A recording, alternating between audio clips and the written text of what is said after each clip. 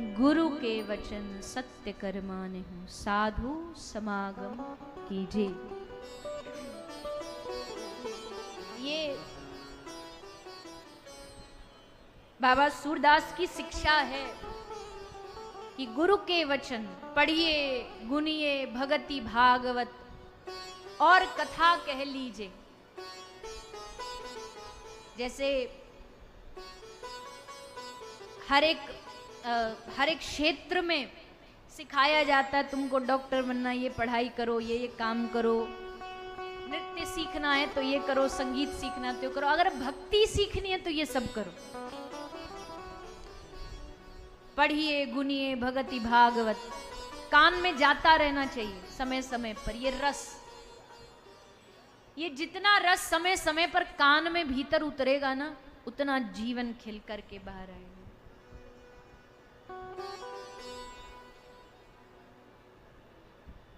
भगवान की कथा में बैठे हो, जिज्ञासा से बैठो, पर भागवत जो कह रही है उस पर तर्क नहीं, विश्वास करो, भरोसा करो।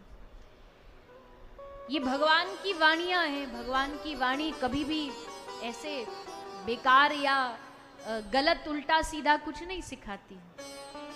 और अगर कोई शब्द ऐसा आ भी जाता है, सत्संग में आ जाता है, या हमारी बुद्धि में वो फिट नहीं बैठता, तो फिर ये सोचो कि मेरी बुद्धि ये समझने के अभी लायक नहीं, अभी कुछ मेरे में कमी है। उल्टा मत सोचो उसके बारे में, नहीं तो अपराध, शास्त्र अपराध हो जाएगा। तो ऐसी ये जो भागवत है, ये हमें दिल से सोचना सिखाती है भगवान के लिए। अभी तक तो हम बुद्धि लगाते हैं, पर बुद्धि को हटा करके हमारा मन भगवान से जोड़ने का काम भागवत जी कर रही हैं, दिल से सोचने का काम। और हमारे ठाकुर जी, हमारे राधा रमन लाल जी, हमारी श्री राधा रानी, इनको पाने के लिए तो दिल इनके सामने बिछा देना पड़ता है, दिल इनके सामने पूरा न्योछावर कर देना पड़ता है। ऐसे ही तुम्हारे फूल और पत्तों से राजी नहीं होंगे। हाँ, भगवान तो कह रहे हैं पत्रम पुष्पम फलम तोयम, तो मैं कौन होती हूँ कहने वाले कि पत्तों से राजी नहीं होंगे, जो भगवान स्वयं कह रहे हैं। पर वो तो भगवान एक हमें थोड़ा अपने रास्ते पर सुगमता से लगाने के लिए कह रहे हैं। पर ध्यान रखना, ना तो कोई धन भगवान को प्रसन्न कर सकता है, ना कोई व्यवस्थाएं भगवान को प्रसन्न कर सकती हैं। 56 भोग, 56 व्यंजन, सोना चांदी, ये सब से ठाकुर जी हमारे राजी नहीं होने वाले। राजी करने, प्रसन्न करने के लिए उनको बस एक ही काम करो, दिल दे दो, संभालो। अब तुम्हारी ये धरोवर तुम्ही को समर्पित, तुम्ही को चढ़ा दी, अब सौंप दिया इस जीवन का सब भार तुम्हारे हाथों में। जब अर्जुन युद्ध करने जा रहे थे ना, डर है मन में, करूं कि ना करूं, तो भगवान के सामने गए, और भगवान के सामने अर्जुन ने बहुत सुंदर शब्द का उपयोग किया, शिष्यस्ते हम। मैं कौन हूं? आपका शिष्य हूं।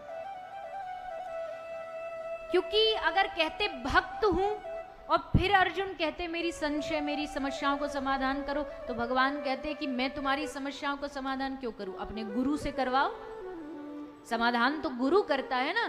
तो पहले ही अर्जुन ने कह दिया शिष्यस्ते हम, मैं आपका शिष्य हूं, अब समाधान आपको ही करना पड़ेगा। गुरु बिन होई के ज्ञान, गुरु के बिना कहां से ज्ञान हो जाएगा।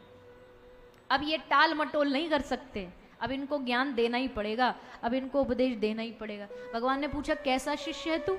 तो कहा प्रपन्न। प्रपन्न मतलब कंप्लीट सरेंडर, कोई इधर उधर कोई सोच नहीं, 1% भी कोई संशय नहीं मन में, पूरा समर्पण। और जब अर्जुन ने कहा ना प्रपन्न, तो भगवान ने फिर क्या कहा? भगवान ने कहा एक काम कर, तूने मुझसे पूछा है तो समाधान देता हूं। भगवान कह रहे हैं अर्जुन को एक काम कर, तू युद्ध कर, और एक काम और कर, तू युद्ध मत कर। अर्जुन ऐसे देख रहा है, इस समस्या का समाधान है कि नई समस्या है? ये कौन सा समाधान हुआ? तो भगवान कह रहे हैं तू युद्ध भी कर और युद्ध भी मत कर, ये कर और ये भी मत कर।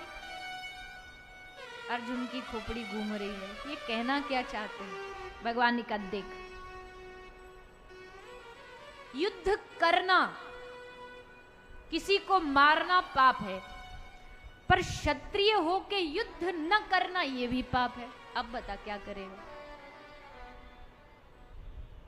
इसलिए युद्ध कर और युद्ध मत भी कर। तो मतलब प्रभु ये प्रैक्टिकल कैसे होगा ये तो बताओ। तब भगवान ने कहा ये प्रैक्टिकल ऐसे होगा, मेरे शरणागत हो जा, मेरे समर्पित हो जा।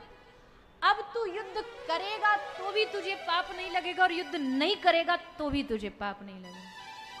पर ये बात इतनी आसानी से थोड़ी समझ आ जाती है। इस पॉइंट को समझाने के लिए 18 अध्याय सुनाने पड़े भगवान को, तब जाके ये बात बुद्धि में अर्जुन के बैठी और अंत में कह दिया अब आप जो जैसा कराना चाहो वैसा।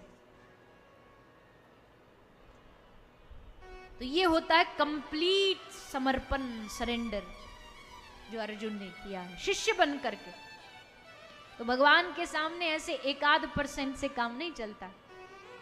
मैं बहुत बार कह चुकी हूं, हमारा ब्रज का नंद लाला क्या है, हमारो ब्रज को लाला ने 100 चिड़ैला है। थोड़ा इनको भी दे देंगे, थोड़ा उनको भी मन दे देंगे, इनको भी दिल दे देंगे और इनको भी दे देंगे। ऐसे वाले ठाकुर जी कहते तुम तुम्हारे घर में ही रहो, यहाँ आवे की जरूरत नहीं है। वृंदावन आ रहे हो, ब्रज में आ रहे हो तो उनको ही हमारो रस प्राप्त होएगो, जिनके आंखन के सामने हमेशा हर पल। देखो जी, माना कि संसार में पड़ के कभी कभी मति इधर उधर हो जाती है, पर जब याद आ जाए ना, जब स्मरण हो जाए, तभी एकदम आंख बंद करो, अपने ठाकुर जी को देखो, उनको उनके सामने बैठ करके कहो कि हे नाथ, हे प्रभु, मुझे जरा भी इस स्थिति से भटकने मत देना, गिरने नहीं देना, संभाल लेना। आप ही तो हो हमें संभालने वाले। और ज्यादा कुछ करना भी नहीं पड़ता भगवान को हमें संभालने के लिए। कोई बड़े बड़े मंत्रों की जरूरत नहीं है भगवान को हमें संभालने के लिए।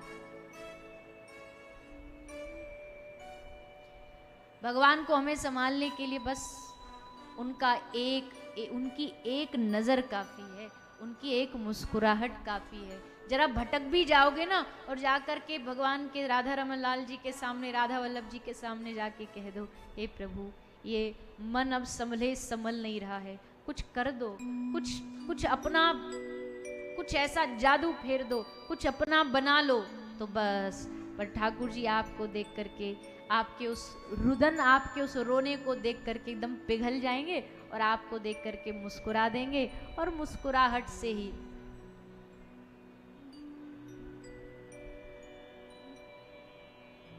एक पंक्ति है,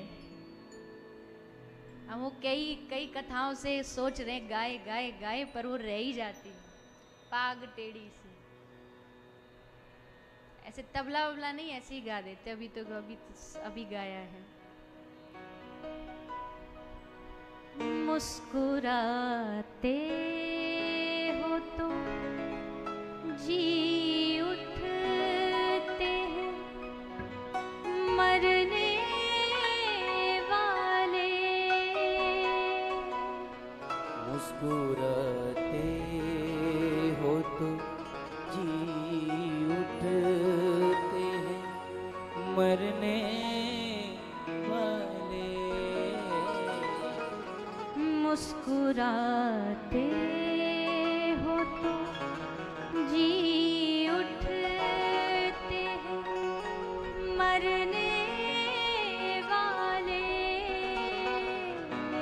मुस्कुराते हो तो जी उठते हैं मरने वाले। मुस्कुरा